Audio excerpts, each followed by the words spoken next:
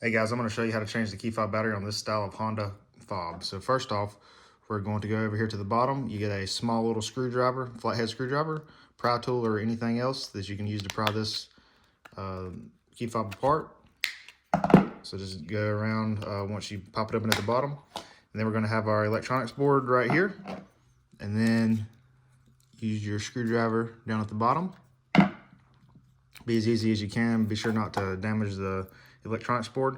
So this is going to be a CR2025 battery. So then we're going to get a new battery and place it plus side up. So that's the side with the letters, face that up.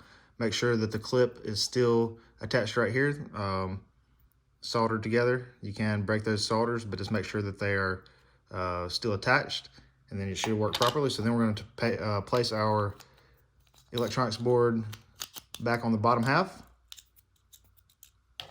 And then two halves together, make sure it clips together. And there you go.